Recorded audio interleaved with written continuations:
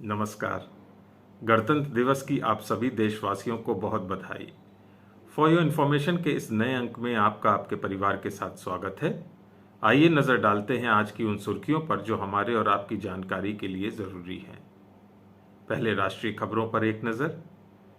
देश के 73वें गणतंत्र दिवस पर आज आयोजित परेड के दौरान आज़ादी का अमृत महोत्सव मनाने के लिए 75 विमानों का भव्य फ्लाईपास्ट आकर्षण का मुख्य केंद्र रहा। परेड के दौरान राजपथ पर देश की सैन्य ताकत और जीवंत सांस्कृतिक विरासत को प्रदर्शित किया गया। बहरहाल कोविड-19 वैश्विक महामारी के कारण इस साल गणतंत्र दिवस समारोह का आयोजन उतने व्यापक स्तर पर नहीं किया गया जितना कि सामान्य समय में किया जाता रहा है। राष्ट्रपति रामनाथ कोविंद ने राजपथ पर आयोजित परेड की सलामी ली। परेड की कमान parade commander lieutenant general Vijay Kumar Mishra ने संभाली। समारोह की शुरुआत में प्रधानमंत्री नरेंद्र मोदी ने राष्ट्रीय समर स्मारक पर देश के शहीदों को श्रद्धांजलि अर्पित की।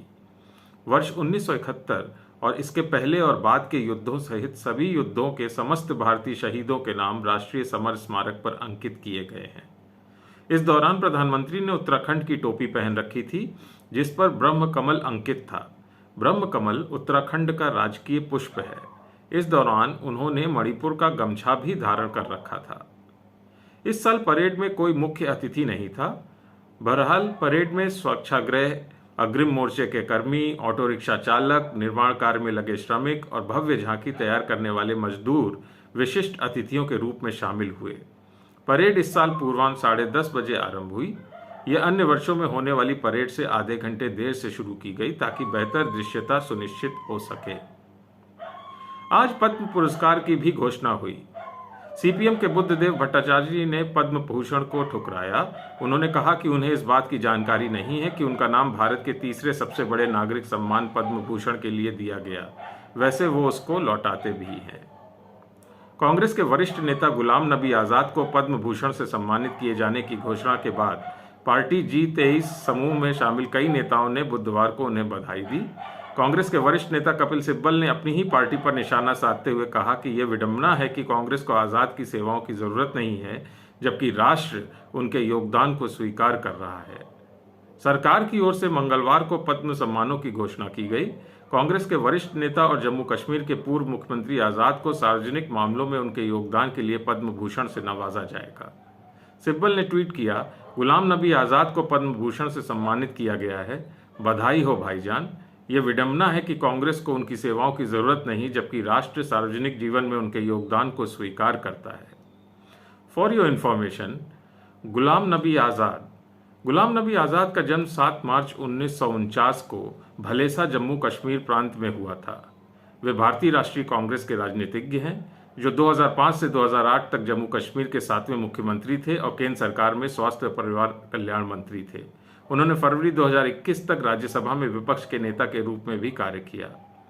राव सरकार के दौरान आज़ाद ने संसदीय मामलों और नागरिक उड्डयन मंत्रालय का कार्यभार संभाला। उन्होंने 2005 तक पूर्व प्रधानमंत्री मनमोहन सिंह की सरकार में भारत के संसदीय कार्य मंत्री के रूप में कार्य किया जब उन्हें जम्मू और कश्मीर के मुख्यमंत्री के रूप में नियुक्त किया गया था। उन्होंने जम्मू और कश्मीर में 2002 के विधानसभा चुनाव में सफलतापूर्वक पार्टी का नेतृत्व किया। उन्हें सार्वजनिक मामलों के क्षेत्र में भारत सरकार द्वारा 2022 में भारत के तीसरे सर्वोच्च नागरिक पुरस्कार पद्म भूषण से सम्मानित किया गया है। चुनाव से जुड़ी कुछ खबरें। केंद्रीय गृह मंत्री अमित शाह ने आज 100 से ज्यादा जाट नेताओं के साथ मुलाकात की। जाटों के लिए आरक्षण के साथ केंद्र और यूपी सरकार में प्रतिनिधित्व की मांग भी उठाई गई है।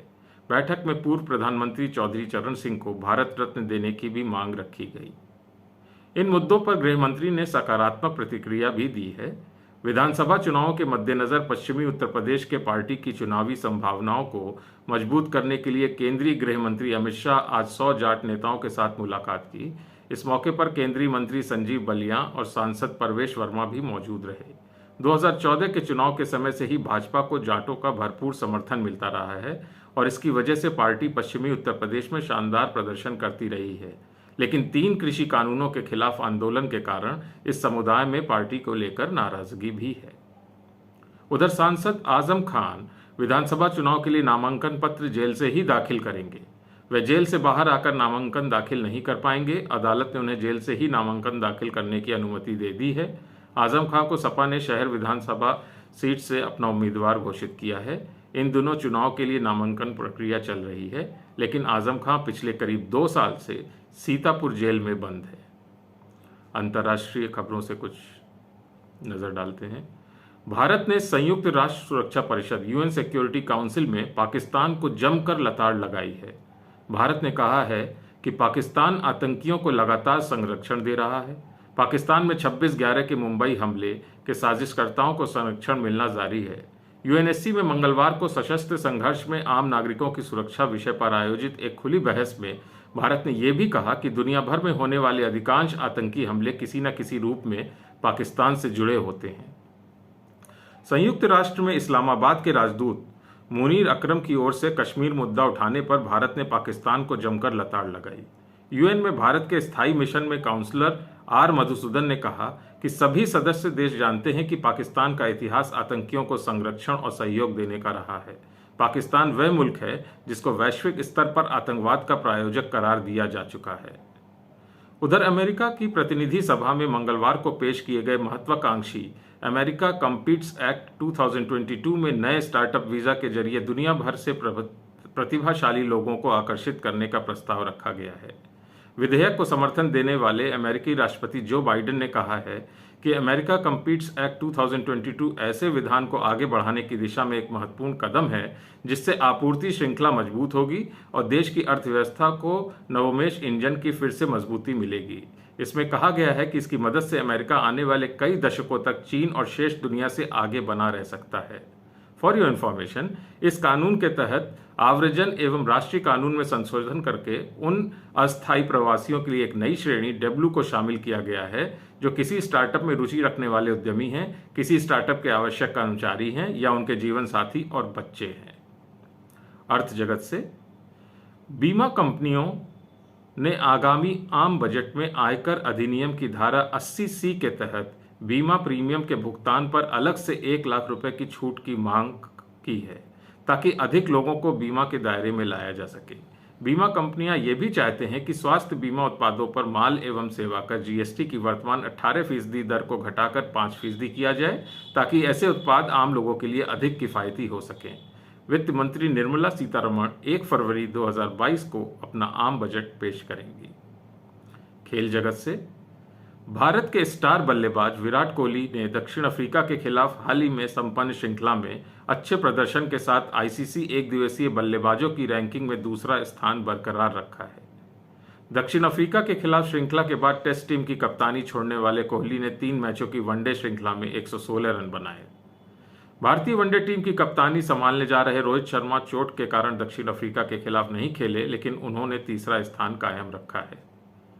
फॉर योर इन्फॉर्मेशन, कोहली के 836 रेटिंग अंक हैं जबकि रोहित के 801 रेटिंग अंक हैं। पाकिस्तान के कप्तान बाबर आजम 873 रेटिंग अंक के साथ शीर्ष स्थान पर हैं। गुड टू नो में आज हम जानेंगे पद्म पुरस्कार के बारे में। पद्म पुरस्कार भारत रत्न के बाद भारत का सर्वोच्च नागरिक सम्मान है।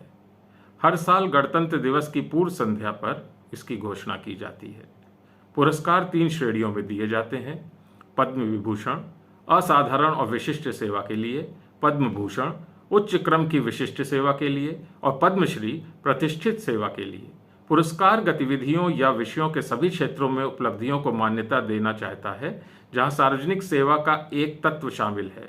पुरस्कार को चुनिंदा श्रेणियों में दिए जाते हैं जिनमें कला, सामाजिक कार्य, सार्वजनिक मामले, विज्ञान और इंजीनियरिंग, व्यापार और उद्योग, चिकित्सा, साहित्य और शिक्षा, सिविल सेवा और खेल शामिल हैं।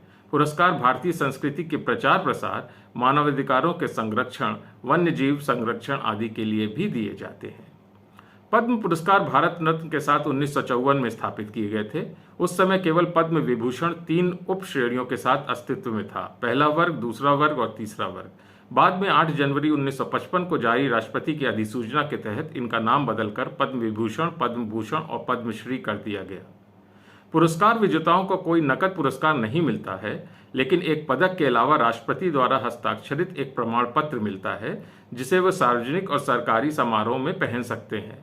पुरस्कार हालांकि शीर्षक का एक प्रदान नहीं है और पुरस्कार विजेताओं से अपेक्षा की जाती है कि वे उन्हें अपने नाम के उपसर्ग या प्रत्यय के रूप में उपयोग ना करें। किसी पद्म पुरस्कार से सम्मानित व्यक्ति को पहले का पुरस्कार दिए जाने के 5 साल बाद ही उच्च पुरस्कार दिया जा सकता है।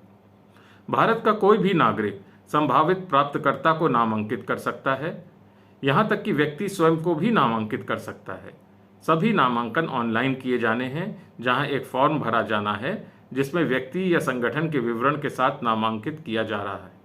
नामांकन पर विचार करने के लिए संभावित पुरस्कार विजेता द्वारा किए गए कार्यों का विवरण देने वाला एक 800 शब्द निबंध भी प्रस्तुत किया जाता है। आज के लिए बस इतना ही। कल इसी समय पर फिर आपसे मुलाकात होगी। अपना और अपने परिवार की सेहत का बहुत ख्याल रखिएगा। जय हिंद।